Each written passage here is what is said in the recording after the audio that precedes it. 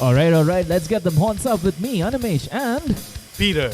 yup, it's good that we're doing this face to face again, man. Telephonic conversations just don't cut it sometimes, right? Oh, I'm really glad to be doing this. There's only that long you can talk into a piece of plastic. Yeah, completely agree with you. So, the both of us have had quite a hectic start to the new year. So hectic that it's taken us more than 2 weeks to talk music together. Where have you been, man, Peter? I know you attended quite a good gig recently. Yeah, in addition to a work week from hell that I had last week, I capped it off by watching the amazing band from Germany called The Ocean Collective. How That was it? One word. mind blowing. I mean, I can still just see the strobes and the entire lights. That's one of the best audio visual experiences I've had in a venue like Above the Habitat. I mean, you've played there, right? I've never played at Above the Habitat Wow. yet.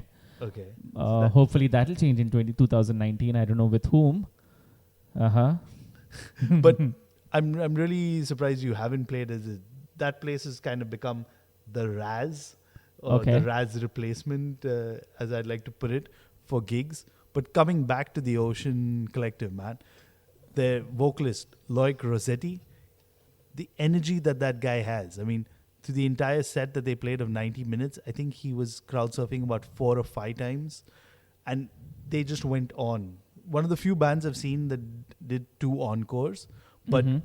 this was something that everyone in the audience connected with. What was the turnout like? I'd say 100-ish. I'm not sure exactly. I haven't spoken to the organizers yet post the show because it's A been crowd quite surfing with 100 odd people?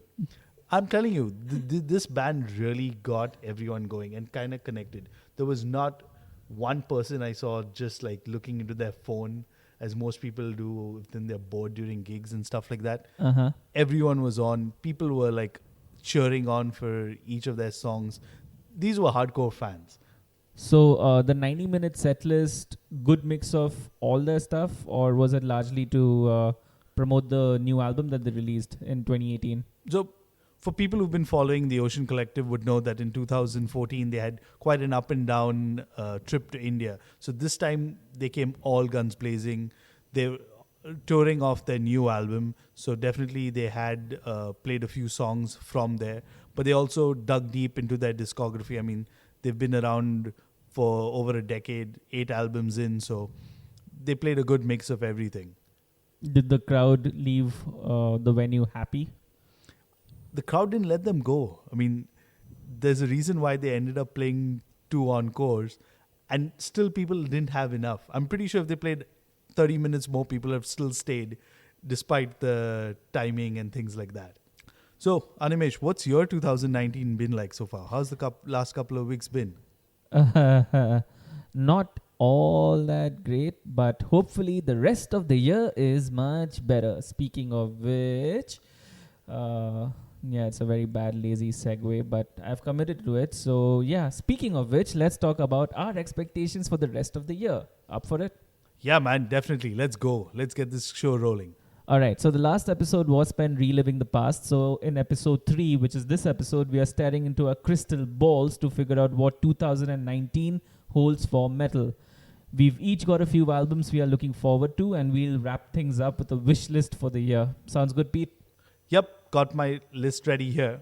Okay, so let's begin with the albums we are looking forward to in 2019. Peter, lay your list out, man. Okay, so first up is a death metal band from Montreal. They're called Acurian. It has quite a stacked lineup. On vocals, they've got Mike DeSalvo, the ex-Cryptopsy member, and also members of the death metal band Neuraxis. Now, they've been working on their album for a few years, and from their last Facebook update, they will be coming out with their album this year. With an all-star lineup like that, I'm sure it's going to be a smashing release. It's interesting you mention a Facebook update because I just did a quick Google and their last tweet was in fact in 2017 that says drums, guitars and bass are just about finished. More news coming soon. That's from their ID, which is @Acurian Official. We're talking about the same band, right? Because hopefully that Facebook update you followed was in 2018, not Yep. 2017. So that was just a couple of weeks back. Mike posted up on their Facebook because they've been quiet for most of 2018. So that was just an update. They've been quiet for quite a long time because on their Bandcamp, they just have one single, and that too from 2015. Yet Ye See Them Not is the title of that song, and I loved it because it starts off with bass. And the bass has been pushed up front and center in the mix. I love them already. Yeah, I think I had a feeling you would like a band like that. So, veteran members from the Montreal underground scene, definitely something we're going to check out this year. All right, so that's a Korean. What's next? Up next is, switching gears a bit, is a heavy metal act, Haunt. Now, I love them. oh, I think they were almost part of your list. Yeah, they were. Fabulous album in around August 2018 that was called Burst Into Flames. So, for those of you who don't know the band, started out as a solo project of the frontman from Beastmaker, Trevor William Church, and they've already released a single from their album, If Icarus Could Fly. The album will be out on Shadow Kingdom Records in May, and from the couple of singles that I've heard so far, this album is surely gonna kick some ass. Yeah, man, it's reliving that Randy Rhoads era Aussie kind of sound. Their first single that they released, or the first track that they released, was called Run and Hide, and I think that should be their lead single. It's so energetic. It's very early to tell, but I'm keeping my ears peeled for this one for sure. But one thing I do have to point out here, the last album is August 2018. It's not even going to be a year until the new album. What do you expect? From what I expect, it's going to be really in a similar range. And I think Trevor's taking it back to like the 80s or the 70s and 80s, where you had like bands like Iron Maiden, Judas Priest releasing albums every year. And that was something really to look forward to. So, yeah, definitely keep an ear out for Haunt, If Icarus Could Fly, out in May on Shadow Kingdom Records. Up next on my list is another Canadian act, Tomb Mold. One similarity between Haunt and them is last year they also put out their album, and it was almost in my top 10, called Manner of Infinite Forms. Mm-hmm. Easily one of the most vicious albums I heard last year. The update from their label, $20 Spin, is that there'll be a new release from them. I'm not sure if it's going to be an EP or an album, but I'm sure this is going to kick ass still. Yeah, the update stated that the recording process will begin early this year, and that's all the news that's been released on it.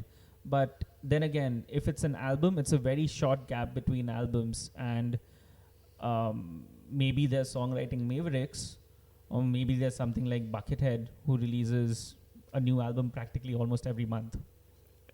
Yeah, quite prolific guys these are, because they just released an EP a few weeks ago. So, yeah, these guys really making the full advantage of being in the cold, I guess. All right, what's next? 2 away from the end of my list is the epic doom metal act Cryptic Sermon.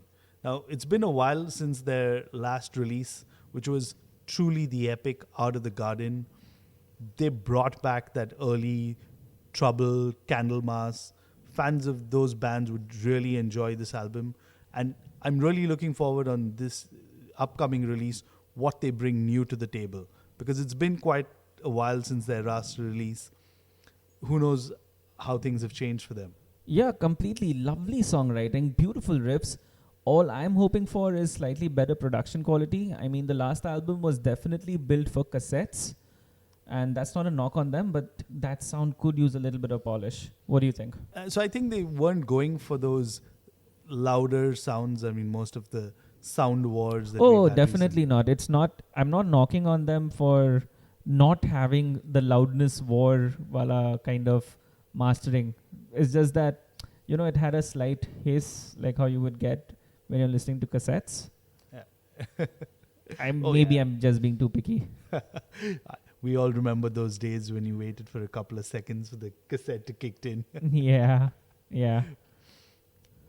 And now rounding my list up is the band that people still don't know in the Indian scene who the hell they are and where the hell they came from. Yes, I'm talking about Heathen Beast. No, we know that they're from Kolkata. It states that on their Bandcamp page. But that's the only thing we know about these guys. We still don't know who they are exactly. Hey, Animesh, aren't you also from Calcutta? No, I'm not. I happen to be part Bengali, but I'm not from Kolkata. I'm not Heathen Beast. Sorry.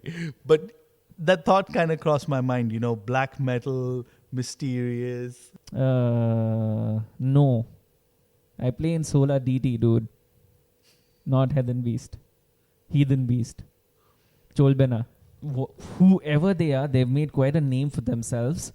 I loved The Drowning of the Elephant God and Scam. What can you tell us about the new Heathen Beast? I know they've got a single out, which is called Bloody Sabari Mala. That's already reached our ears in December. So, what's next? I hope a new album, because one thing I really admired about this band is they have big, big balls. I mean, they do not care about anything. Political and social issues that are facing our country, and I'm so glad they are back. Bang on track, just what we needed. Probably with the elections coming up, who knows what they got up their sleeve, man. Yeah, their Twitter actually suggests a new EP titled, get this, it's called Gau Mata. So, all you guys, grind your loins and get ready. Get a load of this.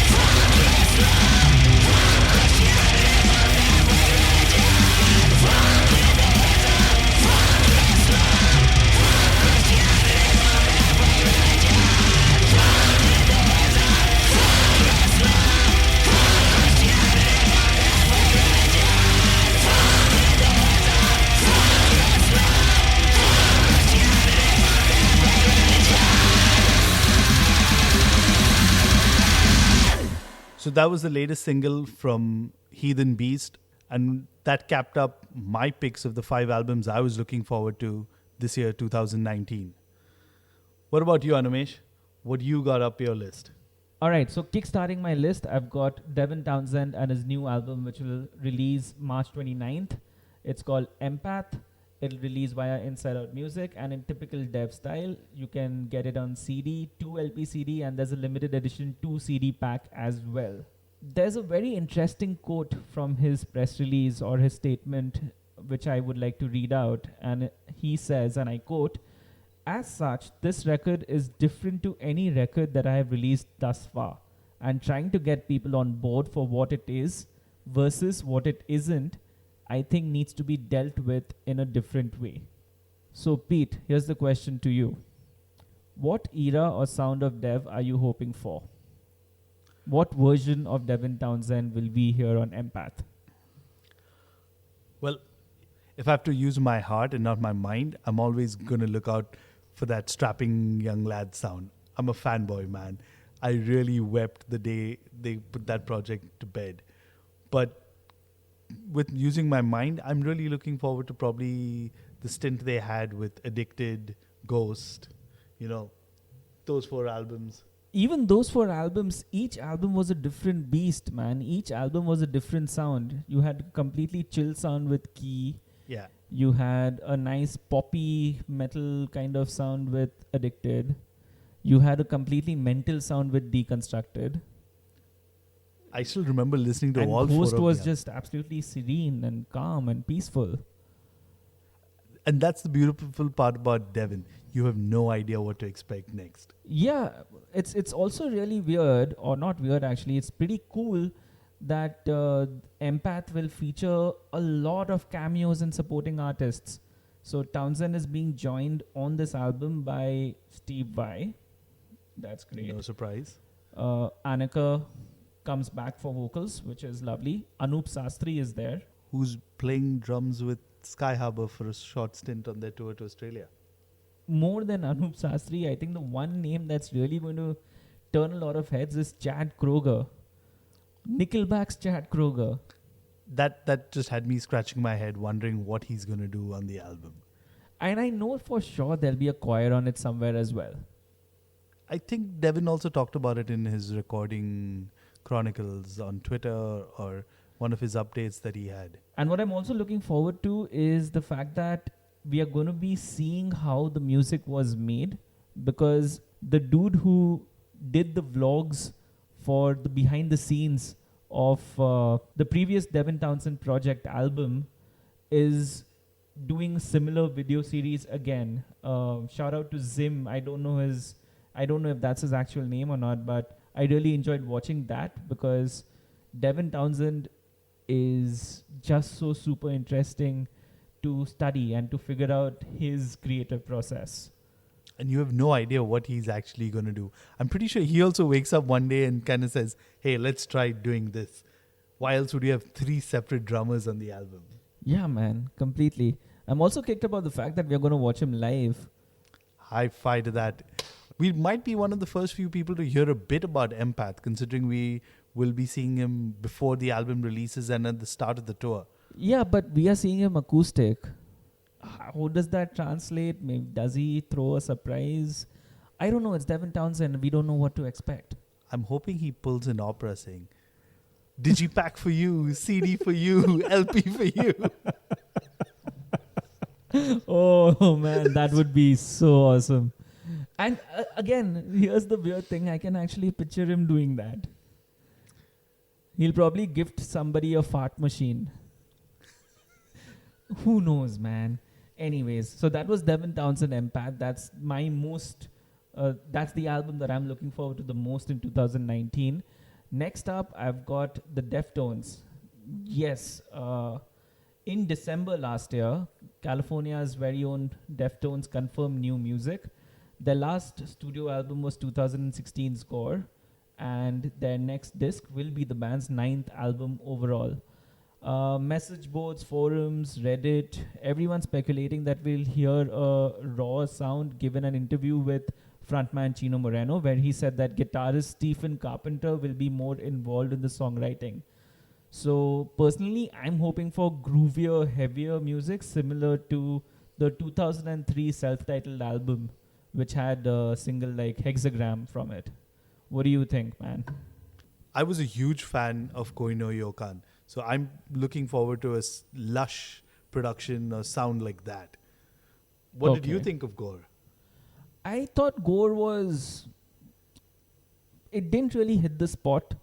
I felt Gore had too much of Chino in it, and why I say that is because it sounded very similar to his side projects, or I don't know if he considers them side projects, but things like Crosses, etc.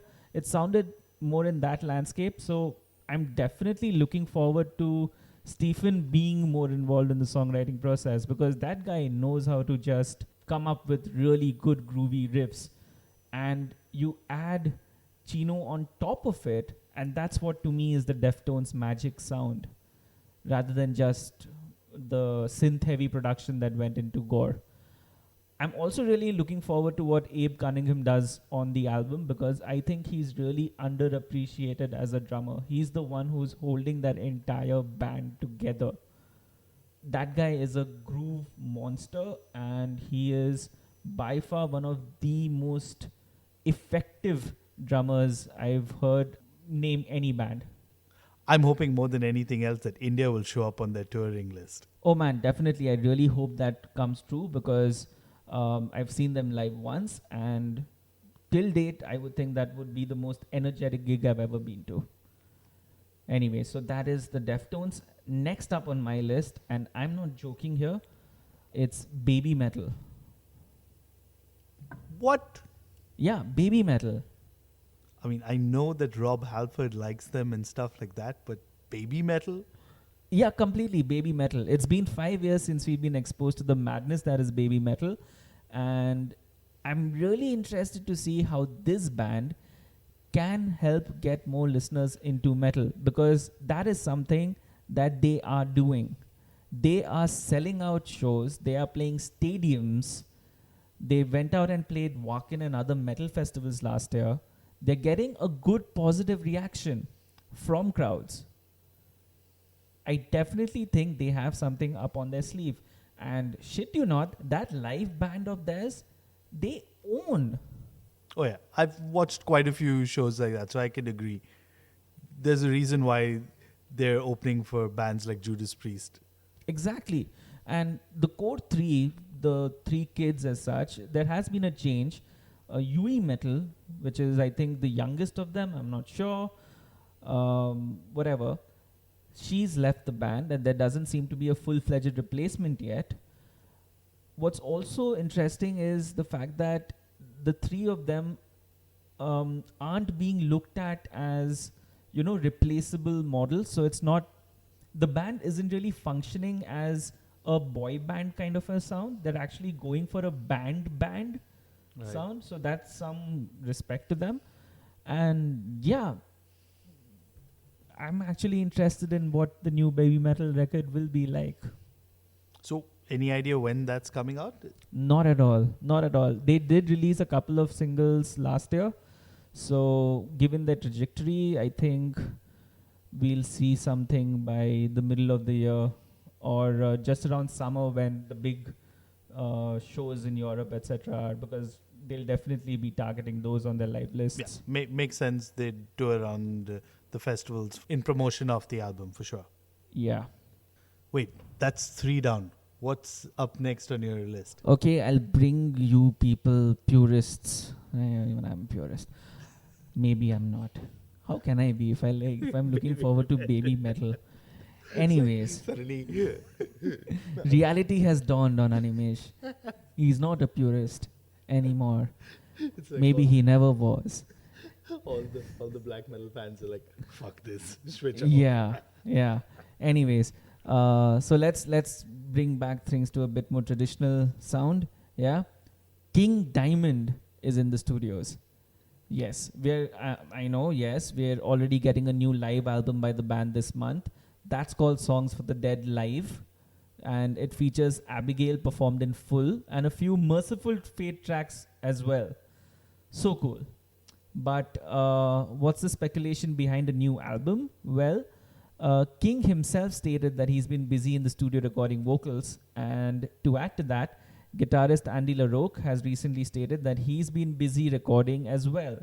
And he says that the new album is shaping up to be a two-part album and that the theme is a 1920s mental institution. I'm excited. I am actually excited. And this is exactly what you'd expect from an act like King Diamond. Definitely. The granddaddy, as I'd like to He's title the him. master storyteller. We are all his puppets. I don't think I have anything more to add to that. So, what's the last on your list? Okay, so for my last one, I'm switching back sounds. I'm coming back into the modern metal space. I'm going with Astronoid's self-titled sophomore release, Astronoid. It's going to be released on February 1st via Blood Music. I'm a huge fan of this band, man, especially since I first heard them, I think in 2016, which was their EP, and then that debut album of theirs, Air. That was one of my favorite releases of that particular year. I really hope they avoid the sophomore curse with this one. And I have nothing else but to agree with you, man. That album, I recently acquired it on CD. Mm-hmm. I still remember listening to their first single from Air and just being blown apart by how expansive their sound was and how well they kind of used it.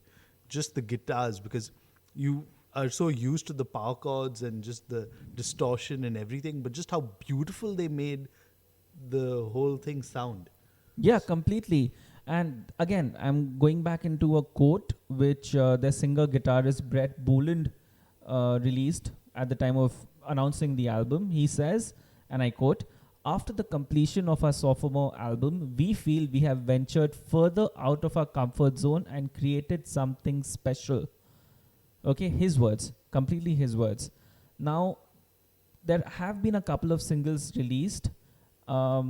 I think that definitely will be avoiding the sophomore slump, but so far I don't really hear them leaving their comfort zone, which isn't a bad thing at all because the band sounds superb as is, and I don't want them to, actually try and reinvent the wheel or something of that sort. Let them just use this album to find their own sound and mature. It should be Ride the Lightning, right? It should be the next step, and the next logical step. And if you look at it also, the band have been touring with acts like Tesseract. So I'm hoping some of that rubs off on them in a way, just their whole songwriting. Possibly. Yeah, possibly. But I wouldn't want them to, go so out of their comfort zone that it stops sounding like Astronoid, because I love that sound. Beautiful. At least I've enjoyed the two singles that have been released so far. So couple weeks more, we're going to be hit up with this album. So that was my take on those singles. Let's play one of them for you right now. And why don't you decide what you think about Astronoid's new sound, or what they're calling their new sound?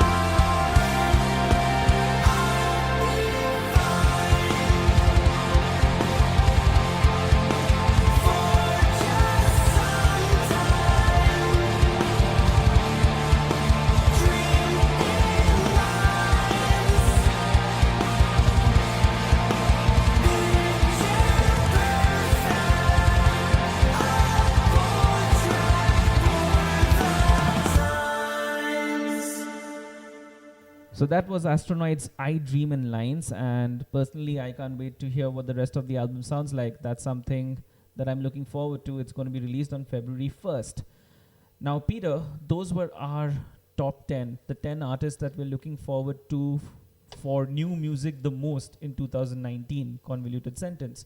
Anyways, there's also a long list of artists or bands that are currently in production, or it's speculated that they're in production, and we should anticipate new music from them in 2019, but it's all speculation at this point in time. We really don't know whether new music will be released, right?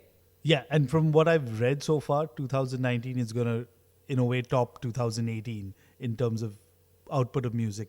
Yeah, there's going to be a lot of new music out. So what we are going to do is we're going to run you through some of the bands or some of the artists that are maybe in the studio at the moment, and let's just throw out our quick reactions to what we are expecting from them, or whether we are even excited about music from them. Cool? All right, let's get this started. Come on. All right. So we expect new music in 2019 from Amon Amarth. My drinking horn is ready. Personally, yeah, I hope they step out of their comfort zone. Next up, Gojira. My ears are already ready to get blasted by those drums and pulsating bass. I can't wait to hear what new guitar gimmick, for lack of a better word, they come up with. I love that scraping thing that they do, man. They just own that, right? I have no idea what I it can't is. wait to hear the next iteration of that. Next up, Baroness. I have no idea how they're going to top Purple because I loved that album. Yeah, and now that they've again had a band reshuffle of sorts, new members. Let's see how that works for them. Dream Theater. That one's actually coming out soon. That's in February, I think. Yeah, and I'm not a huge fan of the single that I did. It was just too long for my liking. Yeah, same here. I've been bored with Dream Theater for a really long time. Next up, Rotting Christ. How much more are they going to be blasphemous? That'll be interesting to see. I don't think they'll be blasphemous at all. The new album, I think, is Heretics. It's called Heretics. I'm a huge Rotting Christ fan, and I love what they do, but so far it just seems like it's going to be another album and nothing as spectacular as Eyalo or the previous one, which I can't pronounce, was. Okay. Let me take over for a bit. Overkill. We'll get another steady 8 on 10 kind of an album from them. Yeah, they've been quite consistent, and I'm sure they're gonna stick to that pace that they've had. In Flames. Don't know what to expect. I don't have high hopes from the single I heard, man. These guys are on the way down. Pop metal is what they've become, man. They were pioneers of the melodic death metal scene. Yeah, that's what I said. I don't know what to expect. Children of Boredom. Hopefully not Children of Boredom. And a fuck ton of keyboards. Yeah, man. Yeah. Doro. Could be interesting. I love that cheesiness of her sound. Last year, she released that one single about metal. Oh yeah, the metal anthem kind of song. Yeah, the metal anthem. I enjoyed that, and I appreciate that. I appreciate what she's doing at her. Yeah, I'm looking forward to it. I think the old schoolers will be thrilled.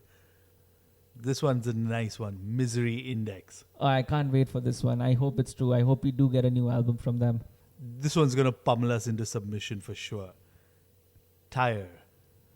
Again, haven't heard a lot. I don't know what to expect. I would say cheesy folk metal, but again, let's hope they surprise us. Hammerfall.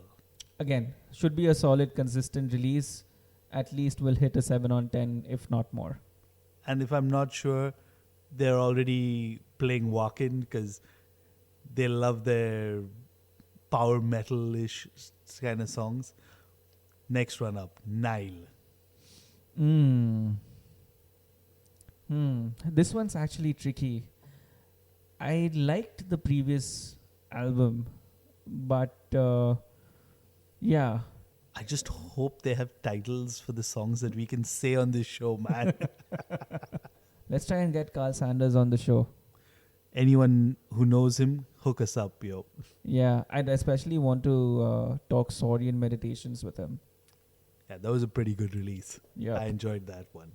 All right. Next up, death metal from Blood Incantation. I have no idea how they're going to top that last release, man. Yeah, completely. It's Yeah. going to be really tough, and I'm looking forward to it. All right. Carcass. This is going to be interesting. Really, I had no idea how so many years into their career they're going to churn out something more. And I'm glad they threw out the medical book, man. I was tired of kind of listening to those titles. But yeah, this is going to be very, very interesting to see how they send out their new Are you a fan of old Carcass or new Carcass? It's divided. I would say old, man, when it comes to it. That's weird. I would say new. All right. I think we have an idea for a next new episode. Yeah. All right. Next up, I think there's going to be new music from Dark Throne. Yep. This is going to be quite interesting also, considering their recent affinity for thrash and heavy metal. So I have no idea what Fenris will throw up this time. What do you think about Opeth? This is quite tricky considering they've been listening to a lot of Pink Floyd. I hope they cut the Floyd this time, man. I'm actually intrigued to see where Opeth take themselves to. Maybe, yeah, I'm actually not hoping for a metal album from them this time. What do you think about the new Periphery? There is going to be a new Periphery, that much I know. Yeah, that's pretty much my reaction to it. I quite enjoyed their last album, so I'm just wondering how they're going to kind of top it, or what new they're going to bring to the table this time. Next up, Testament. Again, this will be a solid metal release. Last year, Sam Dunn's company, Banger Music, they did that guitar almost like an Indian Idol or an American Idol, but for guitarists. And Alex Skolnick was part of the jury, and he was still in pristine form. So I would love to hear what Testament has to come up with next.